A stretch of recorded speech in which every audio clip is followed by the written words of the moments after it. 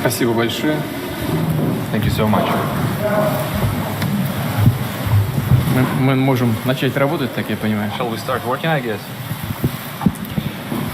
Уважаемый господин президент, Distinguished Mr. President, дамы и господа, ladies and gentlemen, переговоры с президентом Соединенных Штатов Америки, господином Дональдом Трампом, прошли в откровенной и деловой атмосфере. took place in a frank and Считаю business-like их atmosphere. весьма I think we успешными can call it a и success полезными.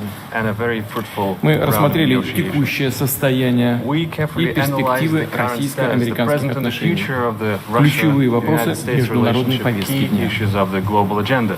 Всем очевидно, что двусторонние It's quite clear отношения to переживают everyone that the сложный bilateral период. relationship are going through a Однако эти complicated трудности, stage.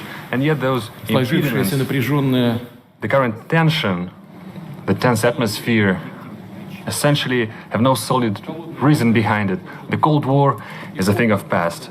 The era of acute ideological confrontation of the two countries is a thing of remote past, is a vestige of the past. The situation in the world changed dramatically. Today, both Russia and the United States face a whole new set of challenges. это и опасная Those include a dangerous maladjustment of mechanisms for maintaining international security and stability, regional crises, расползание угроз the creeping threats of terrorism and transnational crime. криминалитета, нарастание проблем It's the snowballing экологических. problems in the economy, environmental risks, and other sets of challenges. Справиться со всем этим можно только объединяя. We can only cope with these challenges if we join the ranks and work together. Hopefully, we will reach this understanding with our American partners. Отразили наши Today's negotiations с Трампом желание reflected our joint wish with President Trump to redress this negative situation in the bilateral relationship. Outline the first steps for improving this relationship to restore the acceptable level of trust and going back to the previous level of interaction on all mutual interest issues. As major nuclear powers, we bear special responsibility for maintaining international security. I deem it vital, and we mentioned this during the negotiations, it's crucial that we fine-tune the dialogue on strategic stability and global security and non-proliferation of weapons of mass destruction. We submitted our American colleagues a note with a number of specific suggestions. Мы считаем необходимым дальнейшую We believe совместную it работу necessary to work together further on to interact on the disarmament agenda, military and technical cooperation.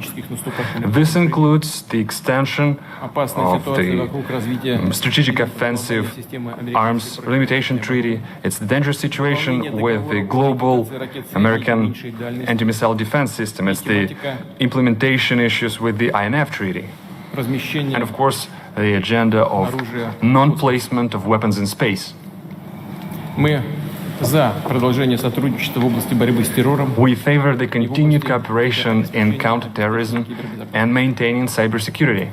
И хочу отметить, что And I'd like to point out specifically that our special services are cooperating quite successfully together. The most recent example is their operational cooperation within the recently concluded World Football Cup. Вообще же контакты по линии In general, the contacts among the special services should be put to a system-wide basis, should be brought to a systemic framework. I reminded President Trump about the suggestion to re-establish the working group on anti-terrorism. We also mentioned a plethora of regional crises. It's not always that our postures dovetail exactly, and yet the overlapping and mutual interests abound. We have to look for points of contact and interact closer in a variety of international fora. Clearly, we mentioned the regional crisis, for instance, Syria. As far as Syria is concerned, the task of establishing peace and reconciliation in this country could be the first showcase example of the successful joint work. Russia and the United States apparently can act proactively and assume the leadership in this issue and organize the interaction to overcome humanitarian crisis and help Syrian refugees to go back to their homes. In order to accomplish this level of successful cooperation in Syria, we have all the required components. Let me remind you that both Russian and American military have acquired a useful experience of coordination of their action, established the operational channels of communication, which permitted to avoid dangerous incidents and unintentional collisions in the air and in the ground.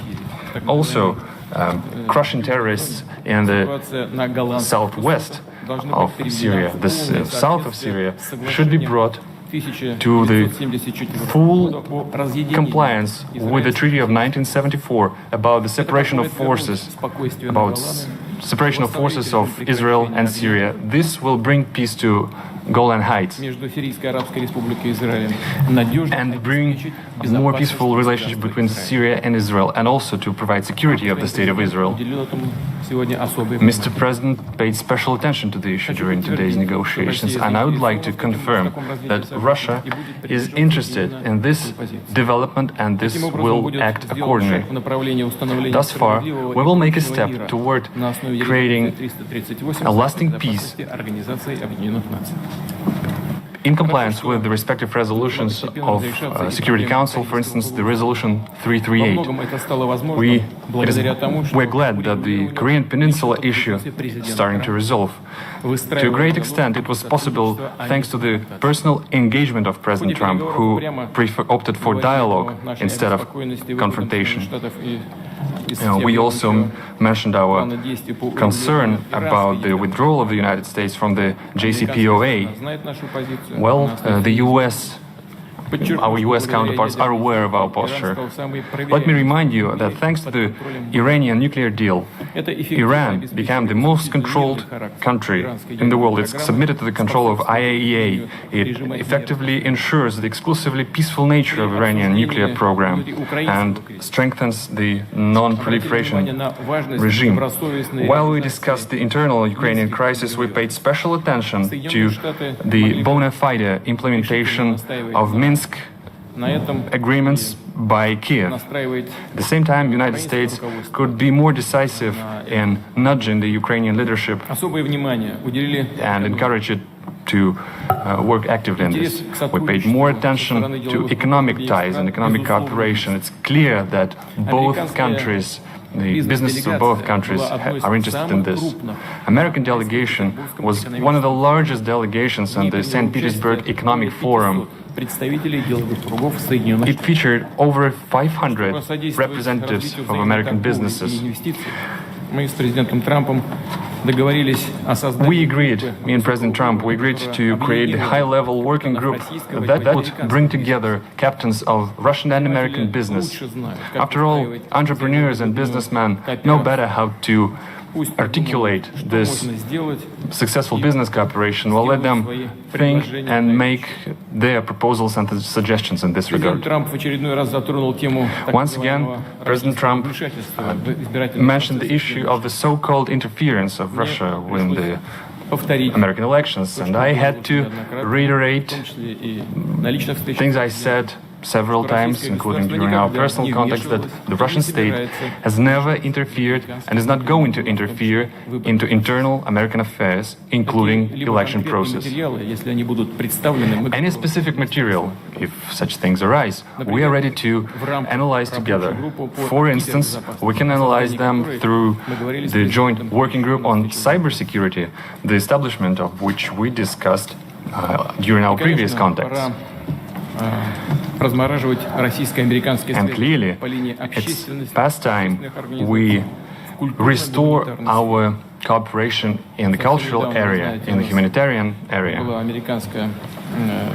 As far as I think you know that recently we hosted the American Congressman delegation, and now it's perceived and portrayed almost as a historic event, although it should have been just a current affairs, just business as usual. And in this regard, we mentioned this proposal to the President.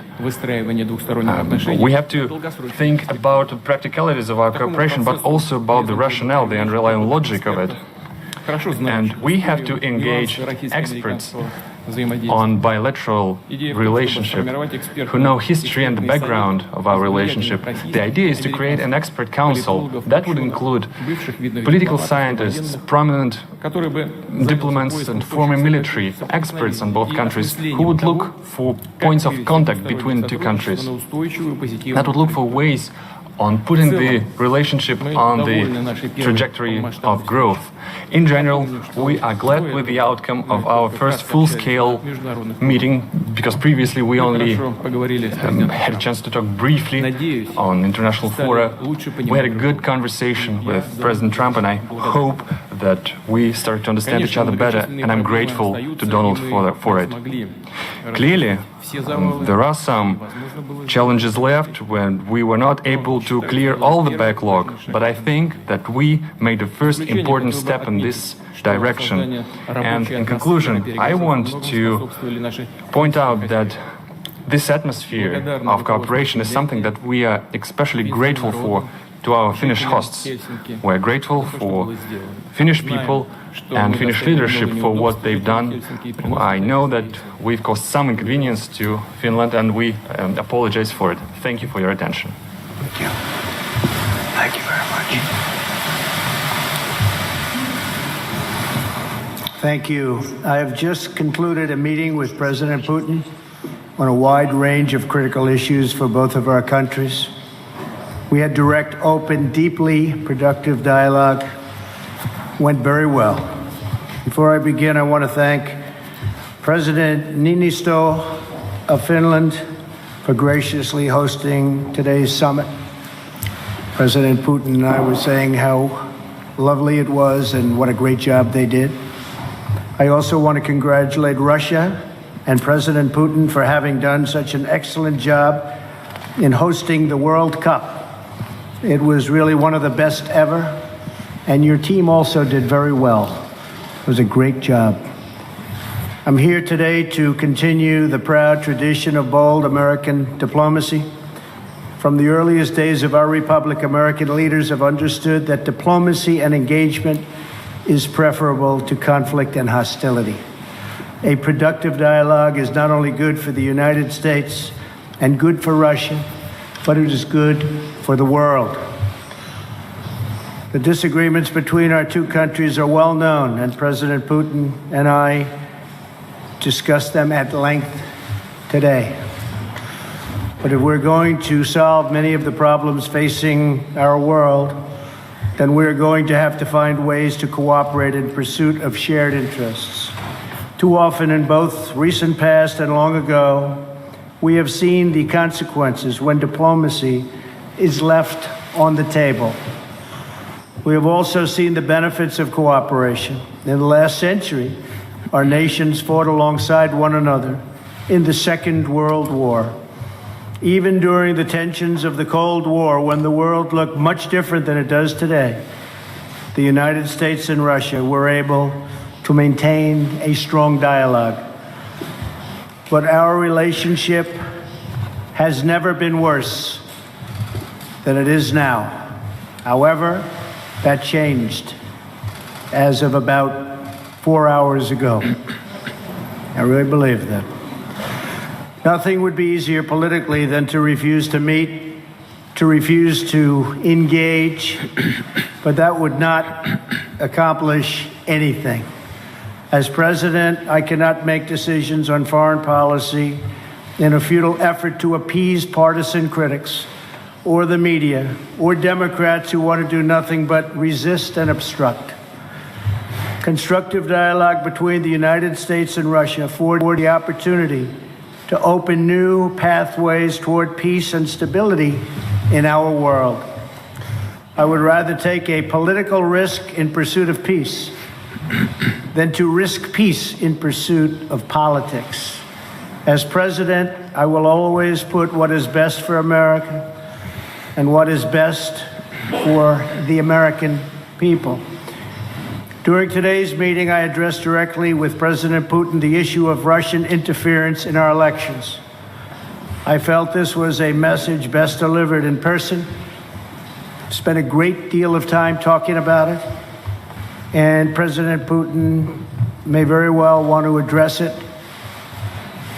and very strongly, because he feels very strongly about it, and he has an interesting idea. We also discussed one of the most critical challenges facing humanity, nuclear proliferation. I provided an update on my meeting last month with Chairman Kim on the denuclearization of North Korea, and after today, I am very sure that President Putin and Russia want very much to end that problem, going to work with us, and I appreciate that commitment. The President and I also discussed the scourge of radical Islamic terrorism.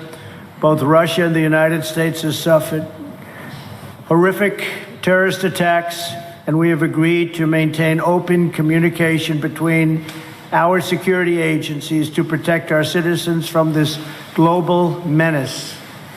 Last year, we told Russia about a planned attack in St. Petersburg, and they were able to stop it cold. They found them, they stopped them, there was no doubt about it. I appreciated President Putin's phone call afterwards to thank me.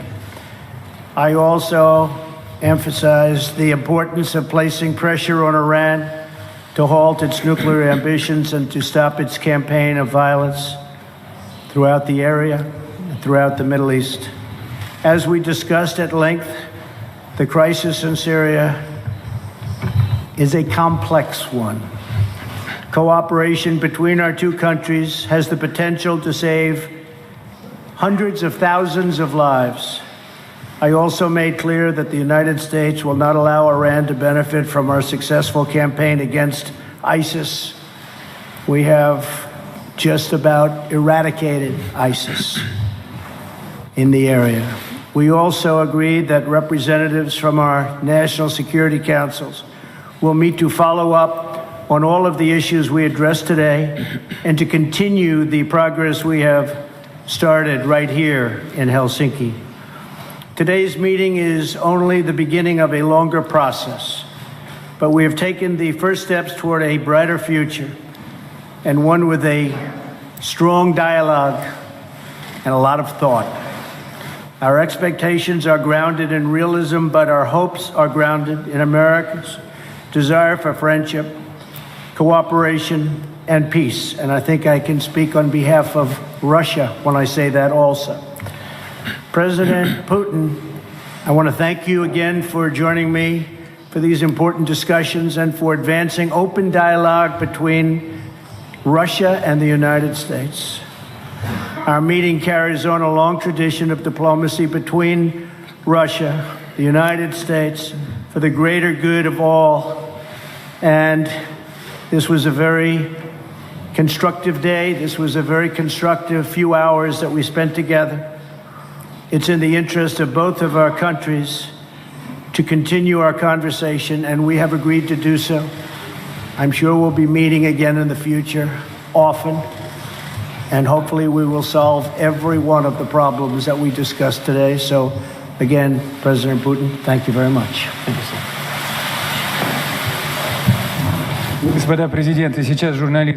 Distinguished presidents, now the journalists would have a chance to ask two questions, two sets of questions each. First, the Russian journalist will ask the question. Please give your affiliation. Good afternoon.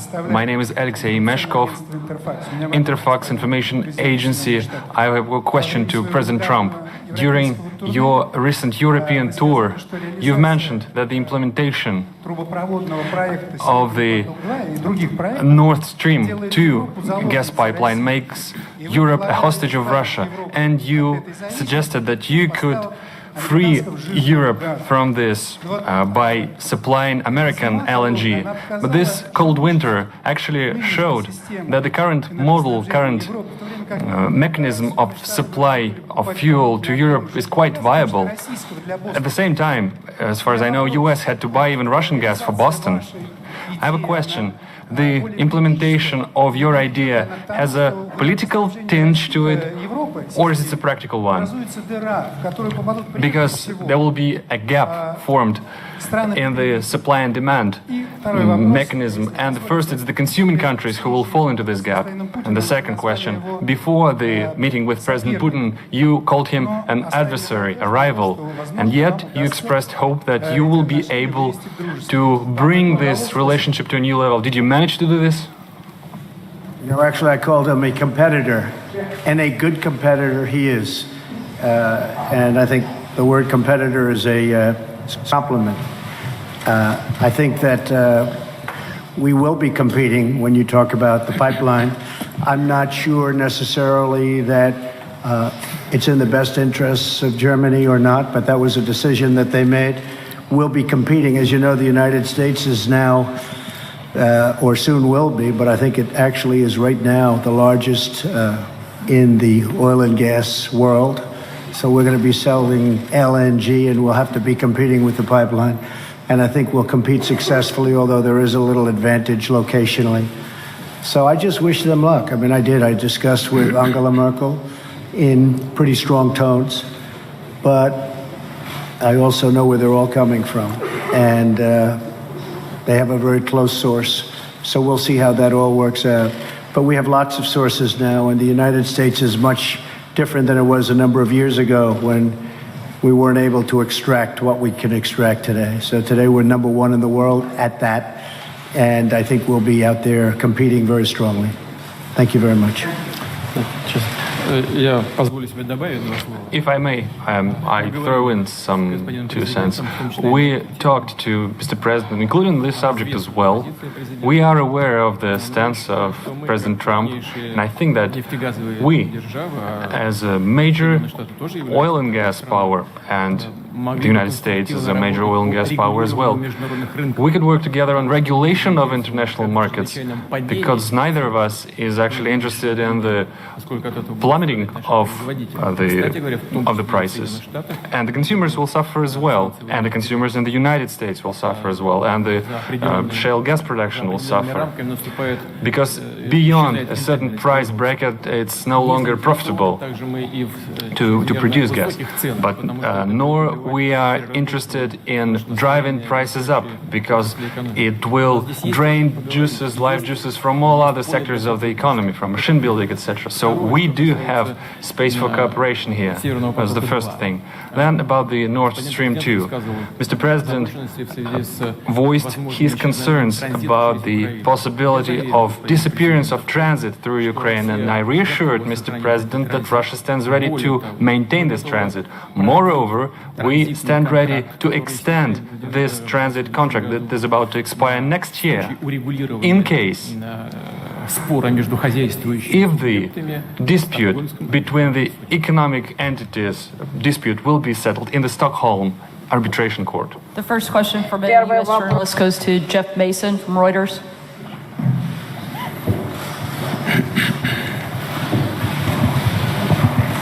Thank you. Mr. President, you tweeted this morning that it's U.S. foolishness, stupidity, and the Mueller probe that is responsible for the decline in U.S. relations with Russia. Do you hold Russia at all accountable for anything in particular? And if so, what would you consider them that they are responsible for? Yes, I do. I hold both countries responsible. I think that the United States has been foolish. I think we've all been foolish. We should have had this dialogue a long time ago, a long time, frankly, before I got to office. And I think we're all to blame. I think that the United States now has stepped forward along with Russia, and we're getting together, and we have a chance to do some great things, whether it's nuclear proliferation in terms of stopping, because we have to do it. Ultimately, that's probably the most important thing that we can be working on. But I do feel that we have both made some mistakes. I think that the probe is a disaster for our country. I think it's kept us apart. It's kept us separated. There was no collusion at all. Everybody knows it. People are being brought out to the fore. So far that I know, virtually none of it related to the campaign. And they're going to have to try really hard to find somebody that did relate to the campaign. That was a clean campaign. I beat Hillary Clinton easily. And frankly, we beat her. And I'm not even saying from the standpoint, we won that race. And it's a shame that there can even be a little bit of a cloud over it. People know that, people understand it, but the main thing, and we discussed this also, is zero collusion, and it has had a negative impact upon the relationship of the two largest nuclear powers in the world. We have 90% of nuclear power between the two countries. It's ridiculous. It's ridiculous what's going on with the probe. For President Putin, if I could follow up as well, why should Americans and why should President Trump believe your statement that Russia did not intervene in the 2016 election, given the evidence that U.S. intelligence agencies have provided? And will you consider extraditing the 12 Russian officials that were indicted last week by a U.S. grand jury? Well, I'm going to let the president answer the second part of that question. But as you know, the whole concept of that came up perhaps a little bit before, but it came out as a reason why the Democrats lost an election, which frankly, they should have been able to win because the Electoral College is much more advantageous for Democrats, as you know, than it is to Republicans. We won the Electoral College by a lot, 306 to 223, I believe. And that was a well-fought battle. We did a great job. And frankly, I'm going to let the president speak to the second part of your question. But just to say it one time again, and I say it all the time, there was no collusion. I didn't know the president. There was nobody to collude with. There was no collusion with the campaign. And every time you hear all of these, 12 and 14, it's stuff that has nothing to do, and frankly, they admit, these are not people involved in the campaign. But to the average reader out there, they're saying, well, maybe that does. It doesn't. And even the people involved, some perhaps told mis-stories, although in one case the FBI said there was no lie. There was no lie. Somebody else said there was. We ran a brilliant campaign, and that's why I'm president. Thank you. По поводу того, кому верить и кому не верить. As to who is to be believed and to who is not to be believed, Никому нельзя верить. you can trust no one if you take this. Where did you get this idea that President Trump trusts me or I trust him? He defends the interests of the United States of America, and I do defend the interests of the Russian Federation. We do have interests that are common. We are looking for points of contact. There are issues where our postures diverge, and we are looking for ways to reconcile our differences, how to make our effort more meaningful. We should not proceed from the immediate political interests that guide certain political powers in our countries. We should be guided by facts. Could you name a single fact that would definitively prove the collusion? This is utter nonsense. Just like the president recently mentioned. Yes, the public at large in the United States had a certain perceived opinion of the candidates during the campaign, but there's nothing particularly extraordinary about it. That's a usual thing. President Trump, when he was a candidate, he mentioned the need to restore the Russia-US relationship, and it's clear that a certain part of American society felt sympathetic about it, and different people could express their sympathy in different ways. But isn't that natural? Isn't it natural to be sympathetic towards a person who is willing to restore the relationship with our country, who wants to work with us? We heard the accusations about the Concord country. Well, as far as I know, this company hired American lawyers, and the accusations doesn't have a fighting chance in the American courts. So there's no evidence when it comes to the actual facts. So we have to be guided by facts and not by rumors. Now, let's get back to the issue of these 12 alleged intelligence officers of Russia. I don't know the full extent of the situation, but the President Trump mentioned this issue, and I will look into it. So far, I can say the following. The things that, off the top of my head, we have an existing agreement between the United States of America and the Russian Federation, an existing treaty that dates back to 1999, the mutual assistance on criminal cases. This treaty is in full effect. It works quite efficiently. On an average, we initiate about 100, 150 criminal cases upon request from foreign states. For instance, the last year, there was one extradition case upon the request sent by the United States. So this treaty has specific legal procedures. We can offer that the appropriate commission headed by Special Attorney Mueller, he can use this treaty as a solid foundation and send an official request to us so that we would interrogate, we would hold a questioning of these individuals who he believes are privy to some crimes. And our law enforcement are perfectly able to do this questioning and send the appropriate materials to the United States. Moreover, we can meet you halfway, we can make another step.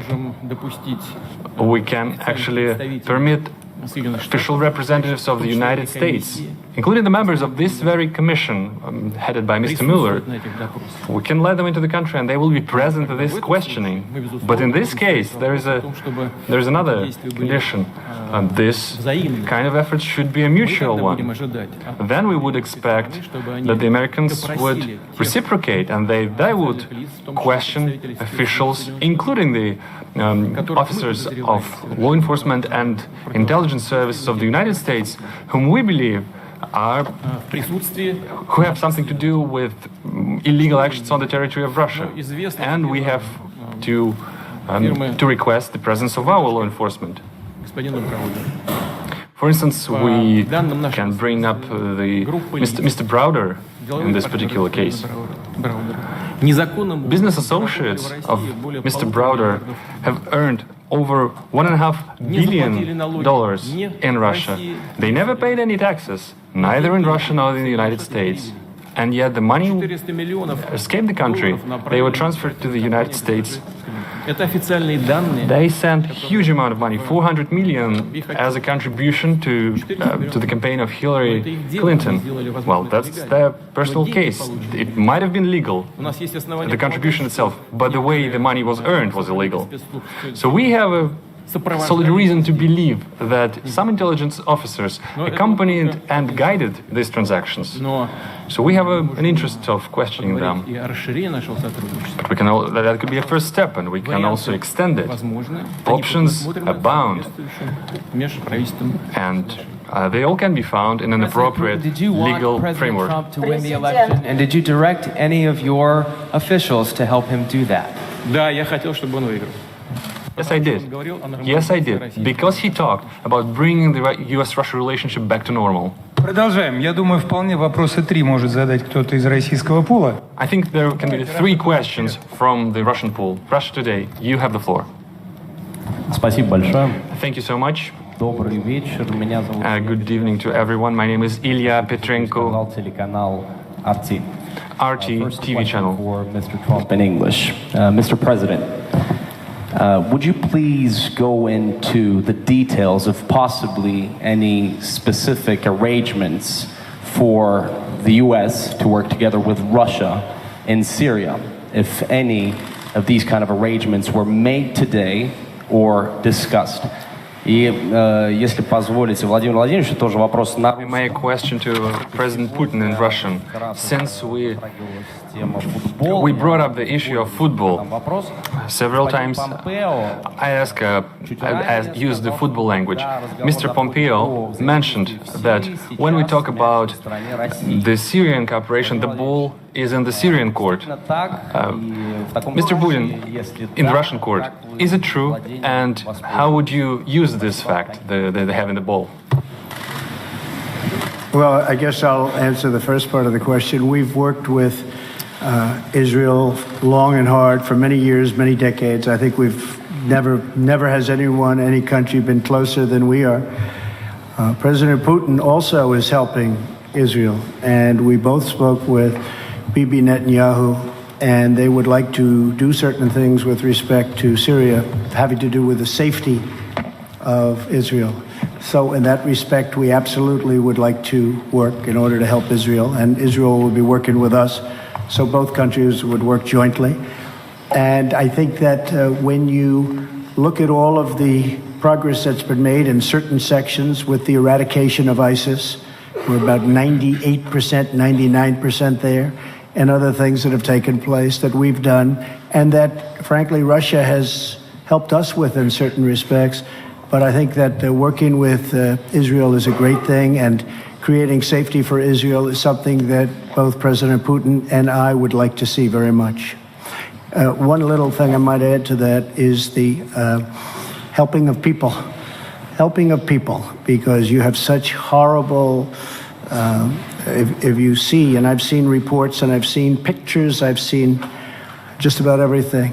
And if we can do something to help the people of Syria get back into some form of shelter and on a humanitarian basis, and that's what the word was, really, a humanitarian basis, I think that both of us would be very interested in doing that, and we will do that. Okay? Thank you very much. Excuse me, but for now, no specific agreements, for instance, between the militaries? Well, our militaries do get along. In fact, our militaries actually have gotten along probably better than our political leaders for years, but our militaries do get along very well, and they do coordinate in Syria and other places. Okay? Thank you. Yes, we did mention this. We mentioned the humanitarian track of this issue.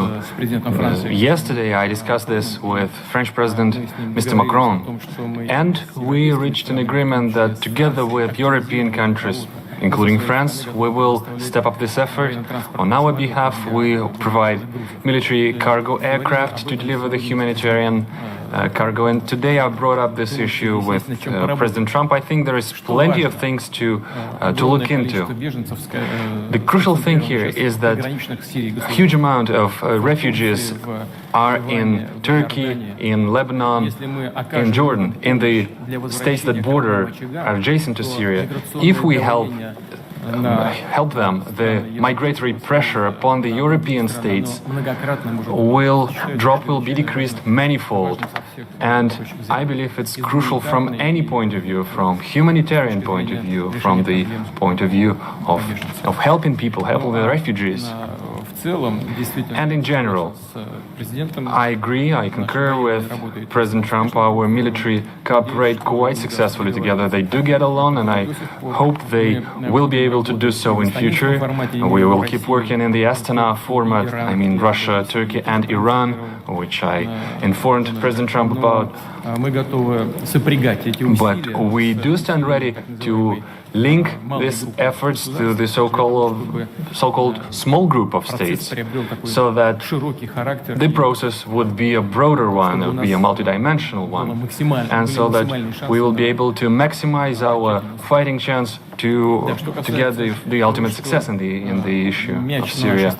And speaking about having the ball in our court in Syria, President Trump has just mentioned that we've successfully concluded the World Football Cup. Speaking of the football, actually, Mr. President, I'll give this ball to you, and now the ball is in your court. All the more that the United States will host the World Cup in 2026. That's right. Thank you very much. We do host it, and we hope we do as good a job. That's very nice. That will go to my son, Barron. We have no question. In fact, Melania, here you go. Okay. The final question from the United States will go to Jonathan Lemire from the AP.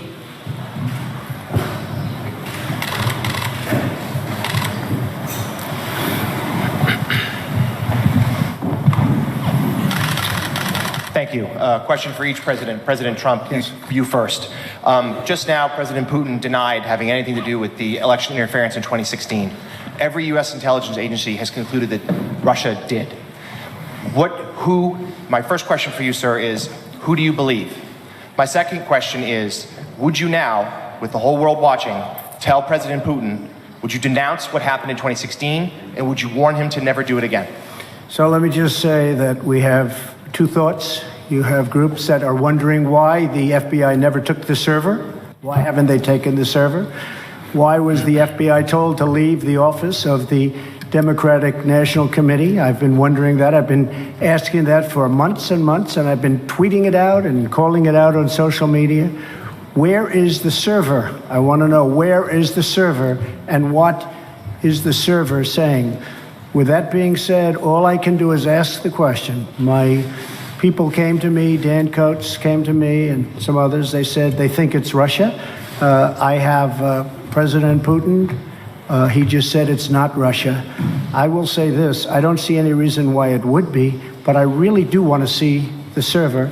But I have confidence in both parties. I really believe that this will probably go on for a while, but I don't think it can go on without finding out what happened to the server. What happened to the servers of the Pakistani gentlemen that worked on the DNC? Where are those servers? They're missing. Where are they? What happened to Hillary Clinton's emails? 33,000 emails gone, just gone. I think in Russia they wouldn't be gone so easily. I think it's a disgrace that we can't get Hillary Clinton's 33,000 emails. So I have great confidence in my intelligence people, but I will tell you that President Putin was extremely strong and powerful in his denial today. And what he did is an incredible offer. He offered to have the people working on the case come and work with their investigators with respect to the 12 people. I think that's an incredible offer. Okay? Thank you. Yes, please. Позвольте мне добавить два слова. I'd like to add something to Я this. ведь тоже работал в разведке. After all, I was an intelligence officer myself. И знаю, как составляются соответствующие досье. And I do know how dossiers are made up. Just a minute. Just a second. Это первое. That's the first thing. Второе.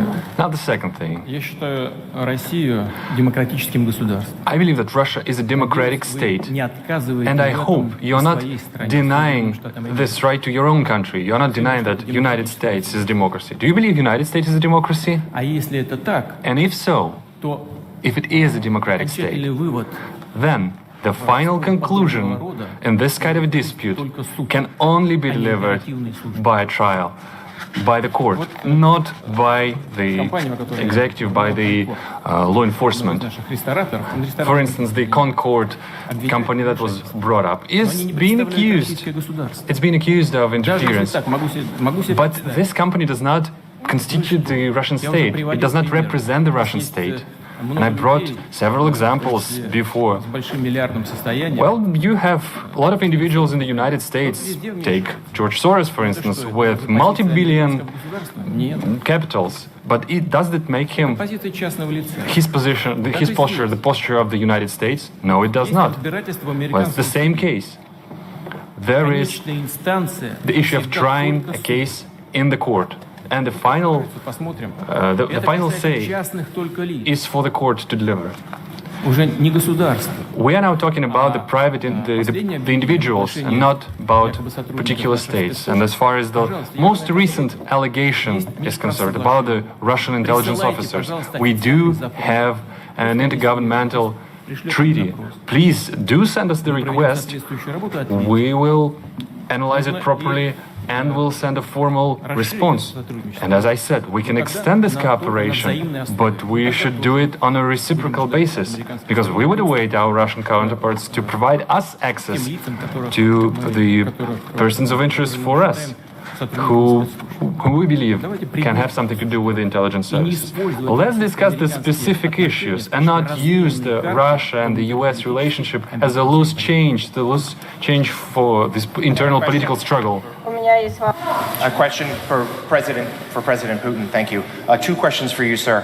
Can you tell me what President Trump may have indicated to you about officially recognizing Crimea as part of Russia?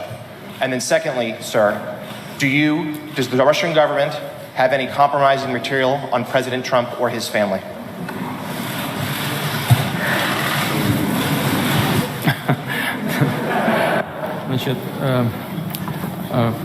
Президента Трампа President Trump and posture of President Trump on Crimea is well known, and he stands firmly by it. He continue to maintain that it was illegal to annex it.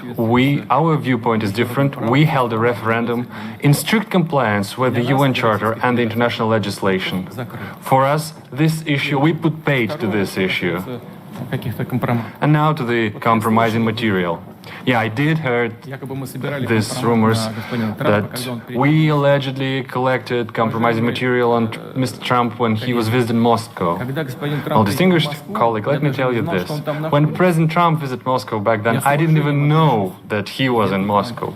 I treat President Trump with utmost respect. But back then, when he was a private individual, a businessman, nobody informed me that he was in Moscow. Well, let's take St. Petersburg Economic Forum, for instance. There were over 500 American businessmen, the high-ranking, the high-level ones. I don't even remember the last names of each and every one of them. Well, do you think that we try to collect compromising material on each and every single one of them? Well, it's difficult to imagine another nonsense of a bigger scale than this. Well, please, just disregard these issues and don't think about this anymore again. And I have to say, if they had it, it would have been out long ago.